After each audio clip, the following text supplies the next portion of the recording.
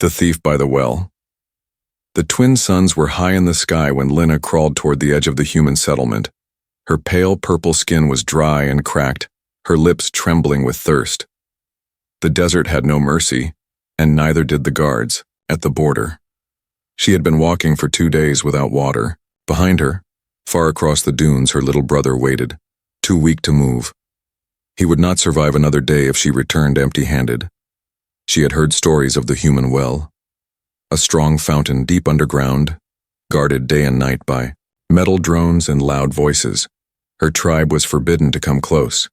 The humans called her kind resource thieves. To them, she was nothing more than a desert rat. But thirst did not care about borders or rules. It only wanted to kill. Lina moved carefully, using the sand dunes as cover. The wind helped her. It blew dust into the cameras and blurred her shape. She reached the edge of the metal fence. Beyond it, the well stood tall, a shining column of steel and wires. Water dripped slowly from a pipe into a round basin. She could almost hear it call her name. She looked around. No sound, no voices, only the distant humming of machines. Her heart raced. This was her chance. With shaking fingers, she slipped through a crack in the fence and ran low. Her bare feet burned on the hot metal floor. She reached the basin and dipped her hands into the cool water. It was the most beautiful feeling in the world. Her hands trembled as she brought water to her mouth. She drank once. Then again. The pain in her throat faded a little. She filled a small skin pouch from her belt. Her brother would live. But then, the alarm screamed. Red lights flashed. A voice shouted in a strange language. Metal doors opened, and 2 armored guards ran toward her with heavy boots. One of them raised a laser blade, its edge glowing white.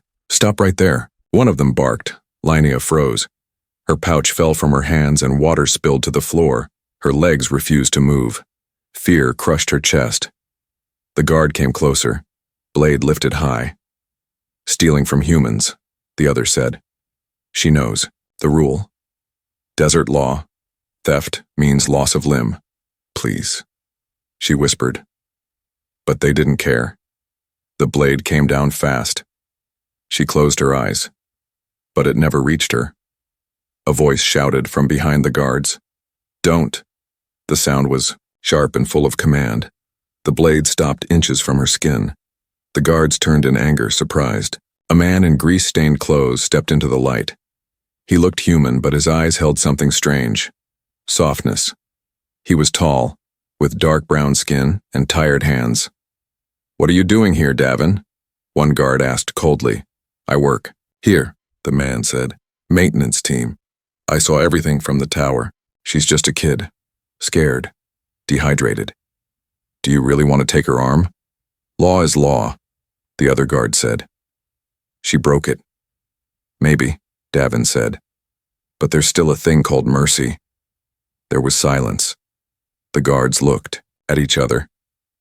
One of them lowered the blade slowly. "You want to deal with her, then take her, but if she does anything again, it's on you." Davin nodded. He walked over to Lina and held out his hand. She didn't trust him. "I won't hurt you," he said gently. "I promise." Her eyes blinked. No human had ever spoken that way to her. Slowly, she reached out. His hand was rough but warm. He pulled her up and guided her quickly toward the back of the well station. They moved through narrow halls past pipes and wires until they reached a small metal door. He opened it and led her into a storage room filled with broken machines and oily tools. "You're safe here," he said. "At least for now."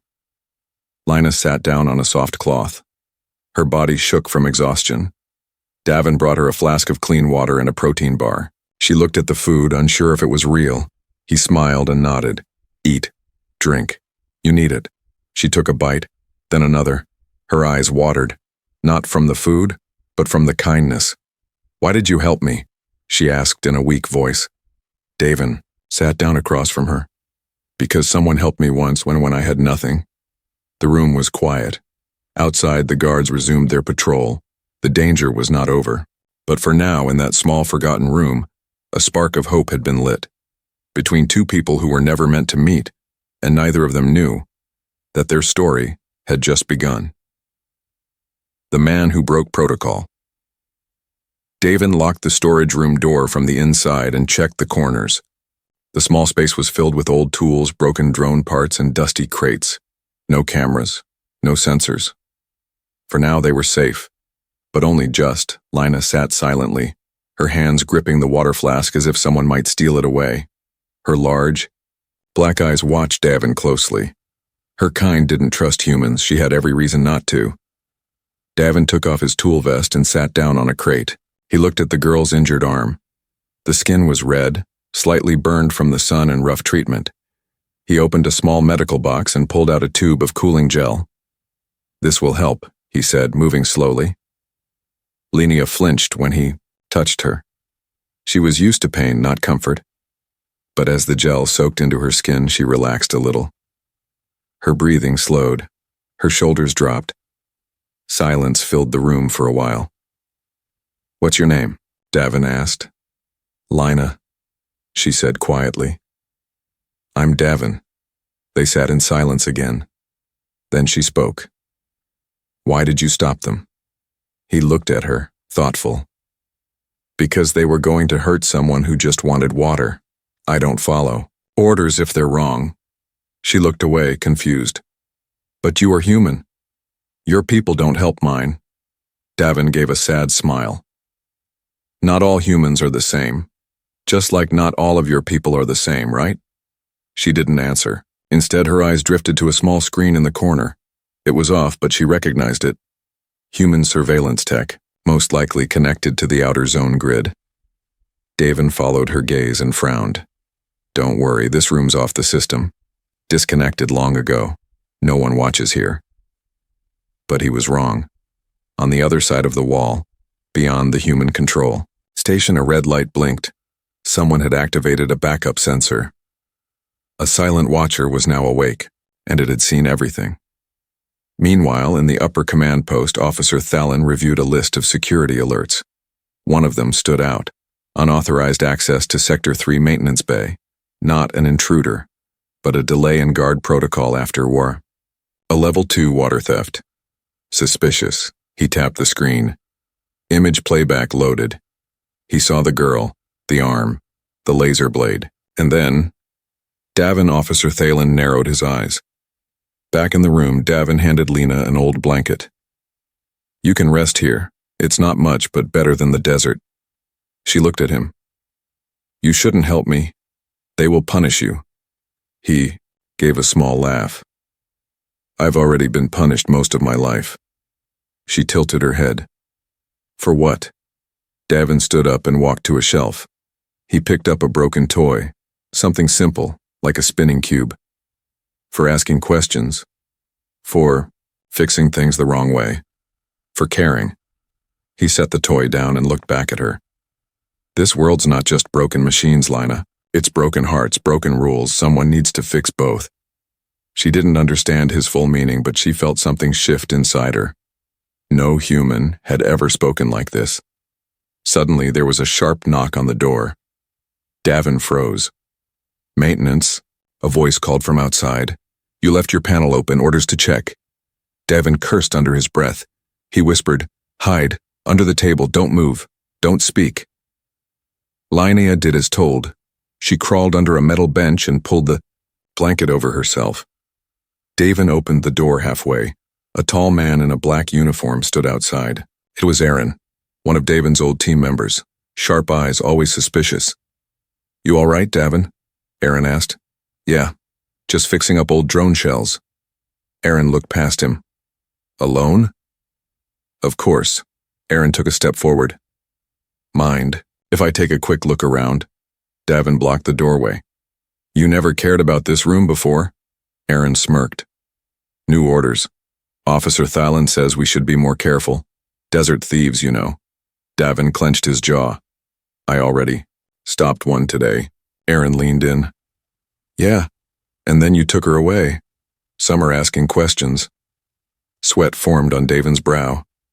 Aaron glanced at the room again, then pulled back. "You've always been soft, Davin.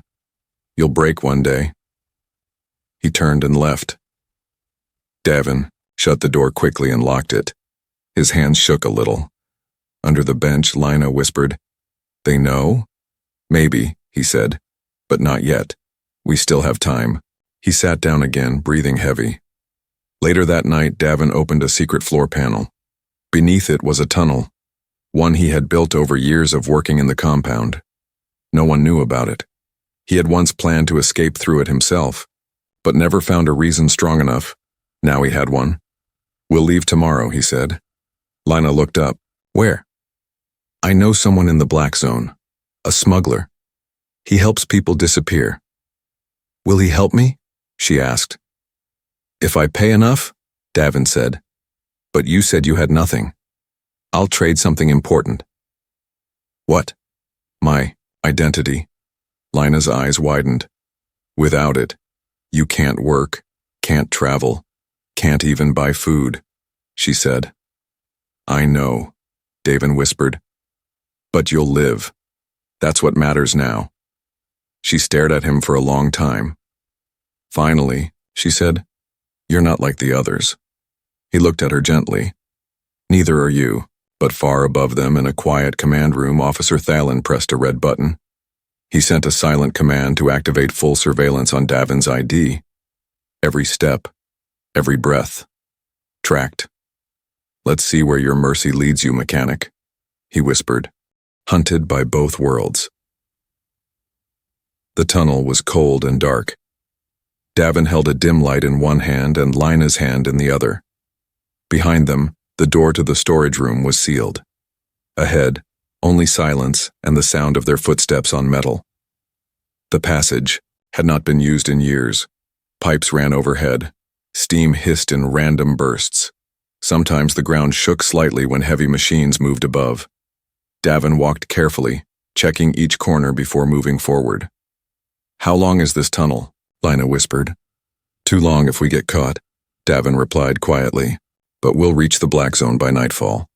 The Black Zone was an abandoned mining district forgotten by most. No cameras, no patrols. Perfect for hiding, but dangerous too. Smugglers, exiles, broken droids, and hungry things crawled. In its shadows, after an hour they stopped to rest in a small side chamber. Lina leaned against the wall, her breath shaky. "Are you okay?" Davin asked. She nodded, but her skin was pale. The desert sickness was still in her blood. Humans had medicine, but not for her kind. Still, she forced a weak smile. "I'm fine," she said. "Just scared." "Me too," Davin said honestly. "But scared means we still want to live." Suddenly, a sharp beep came from Davin's belt. He looked down. His identity chip. It had just pinged. "No," he whispered. "They're tracking me." "How?" Lina asked. "Must be a trace in my system," he said. "Or the storage room wasn't as hidden as I thought." He ripped the chip out of his belt and crushed it underfoot. Too late. Somewhere far above, a patrol ship changed direction, now heading for the old mining zone. Officer Thalen stood on the command deck of his transport cruiser, watching the map flicker. Davin's trail had gone dark, but the last ping was enough. "Lock on coordinates," he ordered. "Prepare 2 squads, 1 for human capture, 1 for desert disposal." Davin and Lina reached the end of the tunnel just as night began to fall. They stepped into the ruins of the Black Zone. Twisted metal towers rose like bones from the sand. Broken machines lay half buried in dust. Lights flickered weakly in the distance. Old signs warned, "Danger. No return." "Stay close," Davin said. "We're almost there." He led her through collapsed structures and broken conveyor belts. Finally, they reached a bunker with a red mark on the door. He knocked 4 times. Paused. Then twice. The door opened. A tall man stood there with cybernetic eyes and metal fingers. His voice was dry and cold. "Davin. Never thought I'd see you again. I need help, Luro." Luro looked at Lina. "You brought an alien, and she's not a client?" "No," Davin said. "She's the reason I'm here." Luro raised an eyebrow. "I'm not a charity. What do you offer?" "My ID. My credentials. My freedom. Luro stepped back. Come in.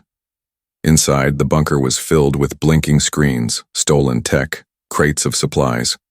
Lina sat quietly while the two men spoke in low voices. You know what this means, right? Luro said. You'll never get a job again. They'll blacklist you. I know. They'll think you joined the alien rebels. Let them think, Davin said. Just get her out. Luro nodded slowly. One ship leaves tonight. Old, freighter, no questions asked, but it's not cheap. I'll pay everything I have, Davin said. Luro began typing on his panel, but before he could finish, an alert flashed across the screen. They're coming, he said. Who? Davin asked. Military dropships, fast ones, heading this way. Lina stood. They found us? Yes, Luro said. You brought heat to my door, Davin. Again. Can you launch the freighter now? Maybe, but you'll have to draw them away. Davin turned to Lina. You'll go on the ship. Alone. No, she said, shaking her head. I won't leave you. You must, he said. You can't help me if we both get caught. Her voice trembled. You saved me. Now I save you. Lina. No, she said. We run together. Luro slammed a button on the wall. A secret hatch opened. Use the back tunnel, leads to an old radar station. You can hide there. I'll delay the ship 1 hour. Davin grabbed Linnea's hand again. We run now, no stopping. As they raced through the tunnel, red lights blinked above. Explosions shook the walls behind them. Military troops had landed. Outside, searchlights scanned the ruins. Metal dogs barked. Loudspeakers warned, "You are in a restricted zone. Surrender or be terminated." But in the chaos, no one saw two shadows slip through the pipes into the dark. They ran for 30 minutes straight. Lina's legs shook, but she didn't stop. Davin kept her upright. Finally, they reached the radar station. An old broken tower stood above them. Inside was quiet, dusty, forgotten. They collapsed inside, breathing hard. We made it, Lina whispered. For now, Davin said. They both knew more danger was coming, but in that moment, hiding in a place built by humans long before the war, they felt safe. For the first time in years, they looked at each other, not as alien and human, but as something new, as family. But back at the command cruiser, Officer, Thalen watched the screen. A red dot flashed again. We have them, he said, and he smiled. Escape from Sector 9. The radar station groaned with every gust of desert wind. Metal panels shook. Wires dangled like dead vines, and the old glass windows were cracked and covered in sand. Linnea lay curled in a corner, breathing softly, her body still weak from the sickness. Davin sat near the entrance, holding a rusted pipe as a weapon, listening to the silence. It wasn't the kind of silence that brought peace. It was the kind that warned. Something was coming. He checked his makeshift communicator again. No signal from Luro. No update on the freighter. Nothing, but static. He looked over at Lina. She opened her eyes slowly. Did we lose them? She asked in a whisper. For now, he said. But they'll search every inch of this place once they finish with Luro's bunker. She sat up, coughing softly. You should have left me. Davin gave her a look. And what kind of man would that make me? A living one, she said. Davin gave a small smile, but his eyes stayed sharp. Then he heard it, a low mechanical hum. He moved quickly to the window and looked through a narrow crack. A sleek black patrol drone hovered in the air, scanning the nearby buildings. Red light blinked under its belly. 2 more followed behind. Ground troops weren't far either. They were here, earlier than expected. They're sweeping this whole zone, he muttered. Then we run? Lina asked. No, Davin said. We use the tunnels under Sector 9. She blinked. Sector 9 is poison. Forbidden zone. Exactly. No one would follow us in. Sector 9 was once a research area, deep underground. Long ago there had been an accident. Chemical leaks, system failures, sealed doors. Everyone abandoned it. Rumors said even the air was cursed. But Davin had worked in those systems before. He knew which tunnels still had filtered vents, and he had mapped the old path years ago. He pulled out a worn tablet and showed Lina a flickering blueprint. "This shaft here," he said, pointing, "drops down into the coolant layers. Most don't know it still connects to the outer desert, but we can use it. What if they follow? They won't. No one wants to enter Sector 9. They packed quickly." Davin helped Lina into a breathing mask. Hers was cracked, but better than nothing. He adjusted his own filter and scanned the outside once more. The drones had moved past. Time to go. They slipped through a broken vent at the back of the radar station and crawled down into the earth. The ladder was rusted, and the air grew colder with each step. Around them, old warning signs flashed weak yellow lights. Hazard zone, no entry. Oxygen unstable. The shaft opened into a huge underground room filled with pipes, tanks, and broken robots. Green mist floated along the floor. Linnea covered her mouth. What is this place? Old science. Things humans tried to use to control nature. But nature won. They moved quickly. Davin guided her through narrow halls, past cracked walls, and broken lights. Once they passed a chamber where alien bones lay scattered in the dust, evidence of a failed escape long ago. But they didn't stop. Suddenly, Lina stumbled. Her legs gave out. I can't," she said. "My chest." Davin caught her and helped her sit down. He checked her mask. A small tear. Too much gas had leaked in. His own mask was better. Without a word, he took it off and gave it to her. "No," she protested weakly. "You'll die." "We both will if you can't walk," he said. She tried to push it back, but he held it firm. "Breathe, Lina. Breathe." Reluctantly, she obeyed. Davin's chest began to tighten. His lungs burned. But he forced himself to move forward. "Just a little more," he said. "I can see the exit tunnel." Ahead, a narrow path of light shone through cracked metal. Fresh, ere they made it barely. Above them, Officer Thalen stood in front of Luro's smoking bunker. The smugglers had scattered. Some were dead, others captured. But there was no sign of Davin or the alien girl. One of the soldiers stepped forward. "We traced a signal to the old radar station. But they're gone." "Where did they go?" Thalen asked sharply. "Last heat mark led to Sector 9. Thalen paused. "Send in a drone only, not a full team." "Why only a drone, sir?" "Because I don't waste men in a graveyard." Outside the tunnel, night had fallen. Davin and Lina collapsed on the cold ground. They lay under the stars, breathing hard, coughing, alive. Davin rolled to his side, gasping. You're crazy," Lina said with a weak laugh.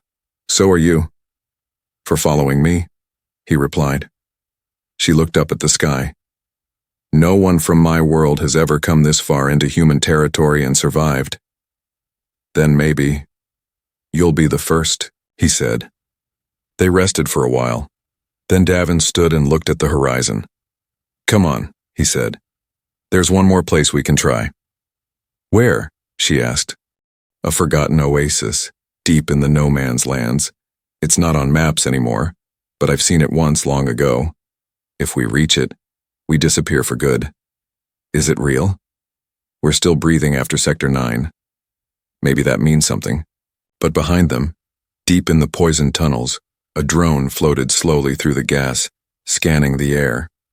On its camera screen, 2 heat signatures blinked. Faint, but clear. Thalen watched from his cruiser and smiled. "You can run, mechanic," he said, "but you can't run forever."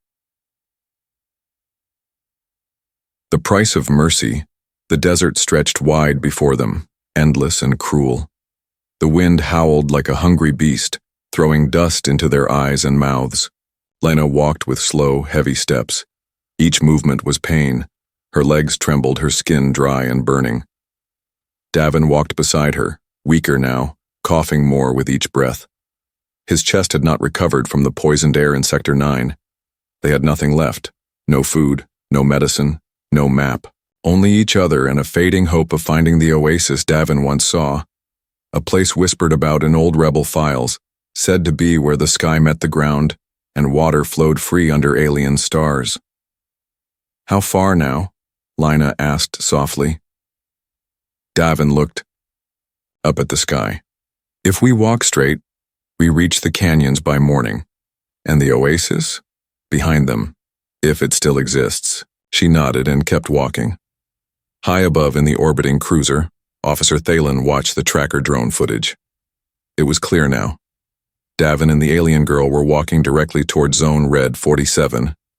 Activate Shadow Squad, he said. Do not engage until I say.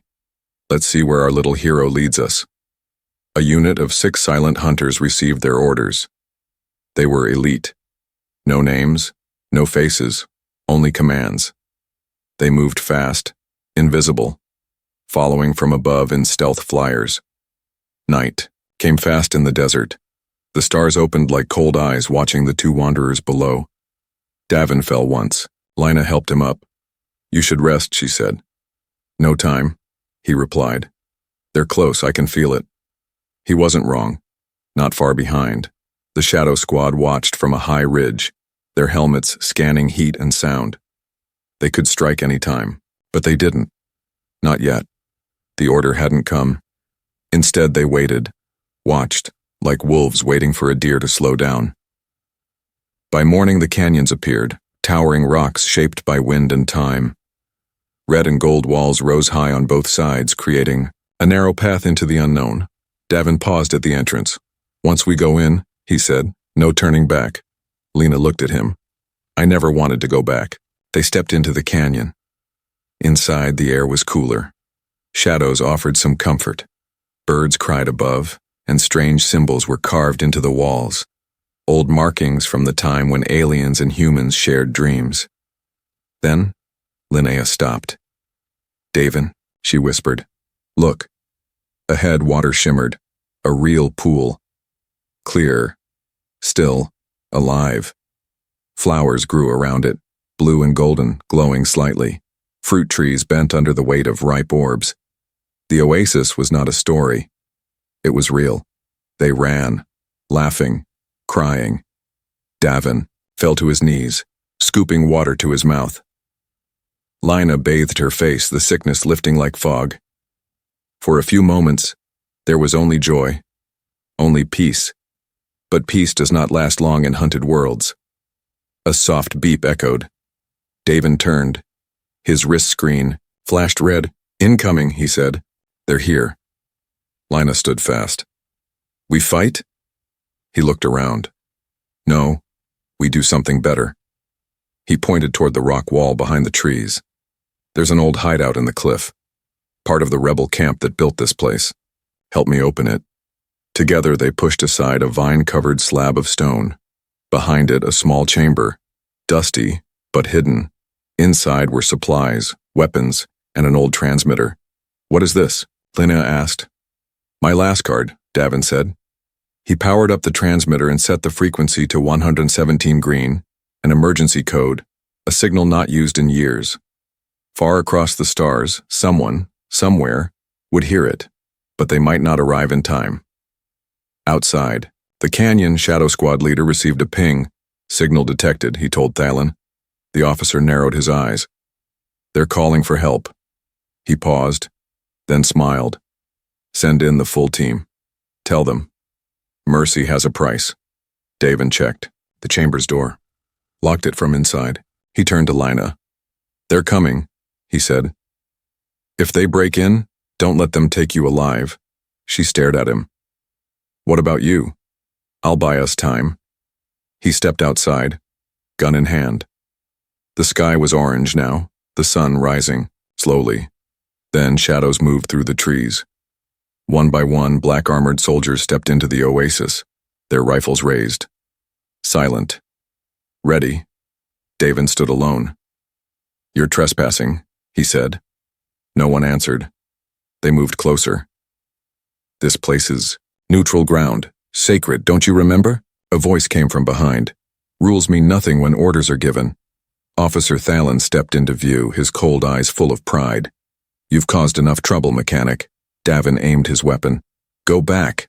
Thalen laughed. "You're one man." "Against my squad? I'm one man," Davin said, with nothing left to lose. A shot fired. Dust exploded near his feet. "Last warning," Thalen said. Davin didn't move, but suddenly, from the sky, a loud crack tore the air. New ship entered orbit. Strange, curved, half-organic, not human, not alien either. Something new. Thalen looked up. "What is that?" Inside the cliff chamber, Lina stared at the screen, her eyes wide. "They answered," she whispered.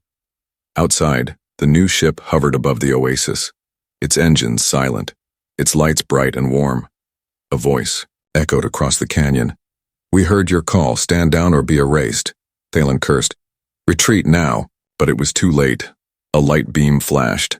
The soldiers were thrown back, unharmed but paralyzed. Thalen vanished in the glow, teleported aboard the foreign vessel. Davin dropped to his knees.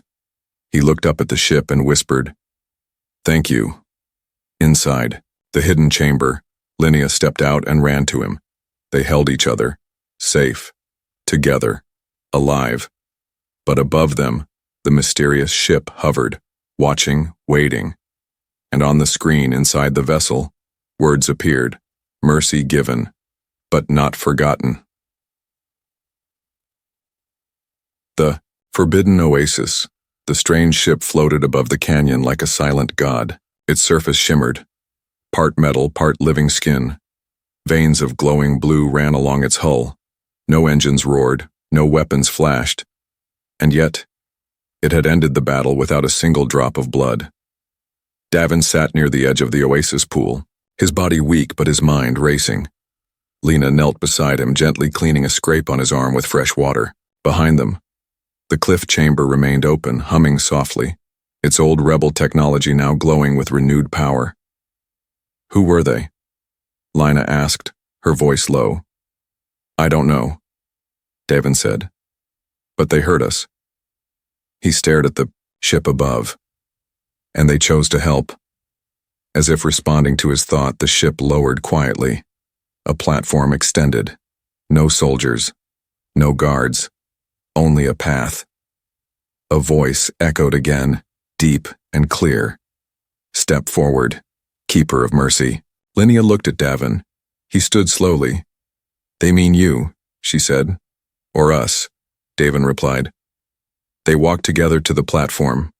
Light surrounded them, soft and warm, not blinding but strange, like walking into a memory. As they stepped, inside the ship shifted, not metal, not cold. It felt alive. Walls pulsed gently. Air smelled clean. Peaceful music hummed somewhere, not from speakers but the walls themselves.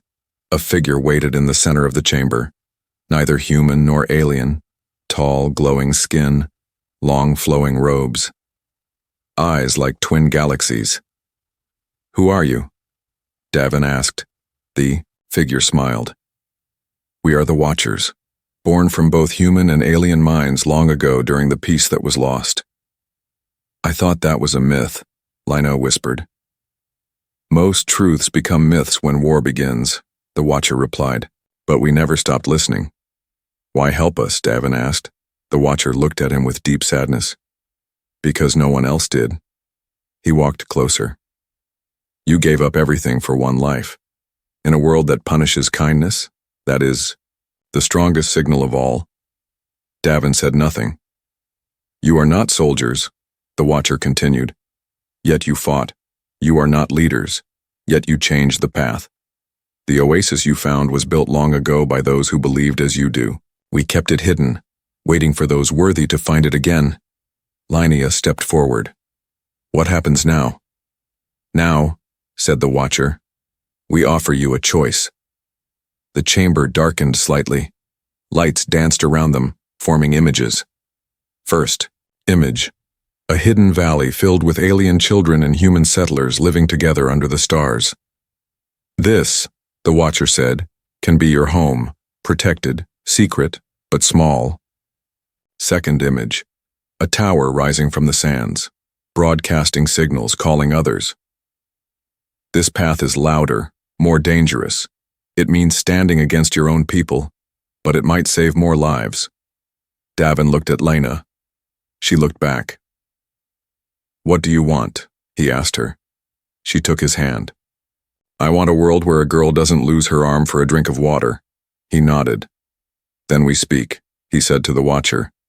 "We fight the silence." The Watcher bowed slightly. "So be it."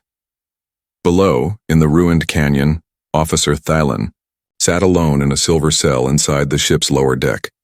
He screamed, demanded release, but no one answered. In another part of the vessel, the captured soldiers lay in sleep pods, dreaming without memory. None would remember what they saw.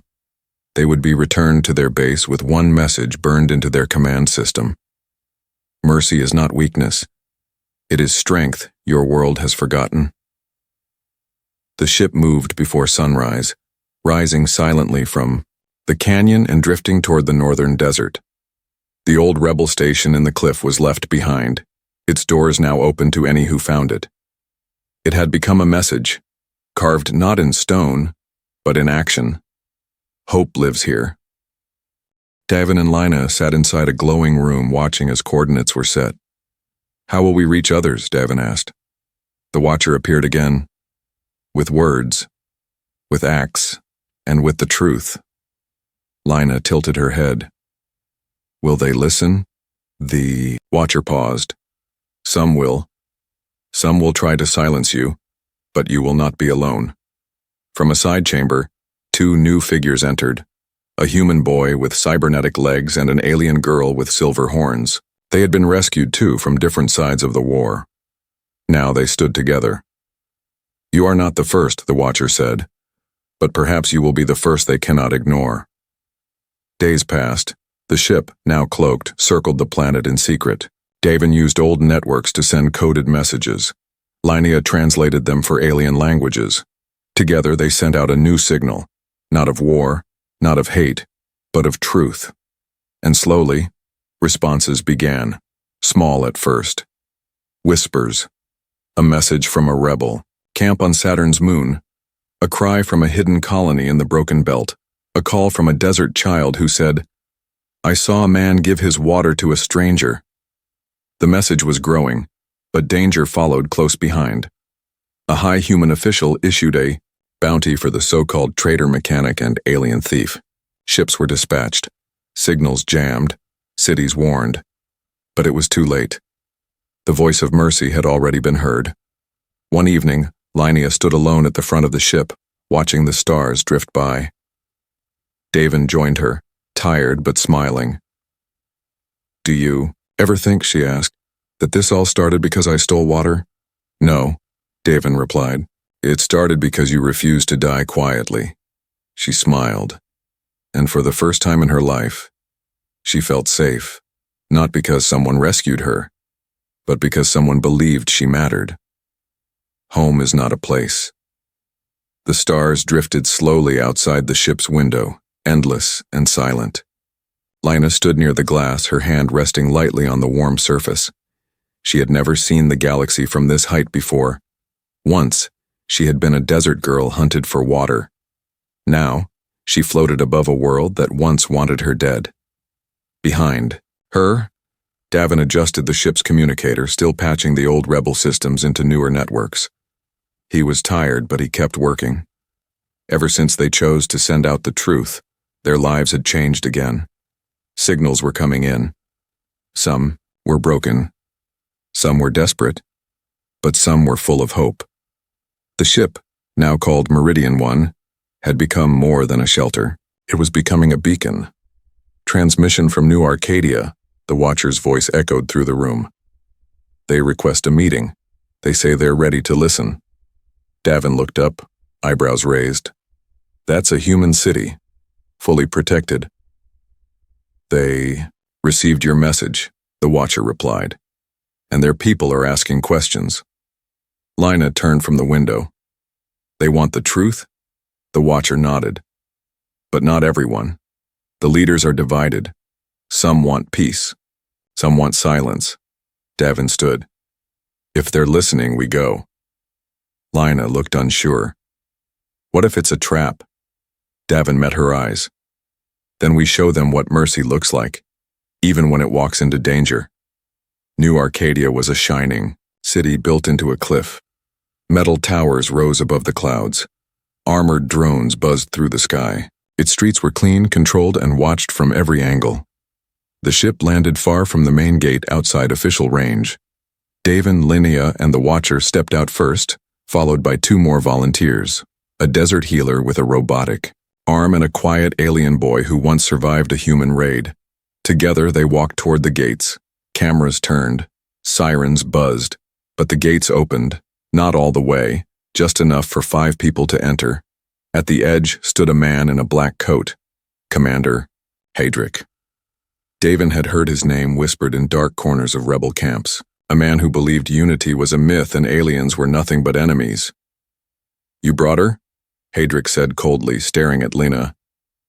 She brought herself, Davin replied. You expect people to trust that? The commander said. No, Davin said. But we expect people to listen. They were taken to a tall glass chamber inside the city. Screens surrounded them. News feeds played on one wall, on another. Silent recordings of the canyon incident, of Davin standing alone, of the Watcher ship in the sky, of soldiers paralyzed but unharmed. One human leader stepped forward, a woman with silver hair and sharp eyes. I am Director Ellen, she said. I spoke against killing the girl at the well.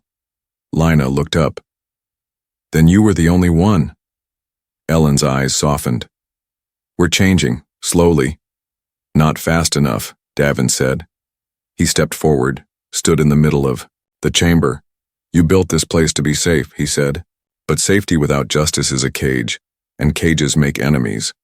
Another official stood up. You want us to open our doors, after all that's happened? I want you to remember what you were, Davin replied. What we all were, before, war made us blind. He played a recording, a simple one. His voice, speaking softly. I found a girl dying for water, and I gave her mine. Not because I'm a hero, but because no one else would. And that moment changed everything. Silence filled the room. Some watched without emotion, others turned away. But a few stayed frozen, listening, thinking. Then, Lina stepped beside him. I was that girl, she said, and now I stand here, not as a thief, but as proof. Proof that kindness still existed. Proof that mercy was stronger than fear. Outside the chamber, crowds began to form. People watched the broadcast. They saw Davin, they saw Lina, they saw a human give up his place in the world to save someone the world hated. Questions began to spread. Young voices asked, why was she hunted for water? Old veterans whispered, he reminds me of someone I used to be. The city stirred, but so did its enemies. From the shadows, unseen hands moved. A group of high-ranking officers who hated the change sent a silent order to cut the broadcast and remove the visitors. The guards received the order. They began moving, quietly toward the chamber. But inside the ship orbiting above, the Watcher saw everything, and this time he did not stay silent. A sharp beam of light struck the city's center tower, not as an attack, but a signal. Every screen lit up. Every ear heard the same message. Mercy is not weakness. Mercy is what? Build stars. The guards stopped, their weapons lowered. Some even turned and walked away. The city's people gathered in larger numbers. They began to chant, Mercy lives, mercy speaks. Mercy leads. Hours later, Davin and Lina stood at the city's high platform.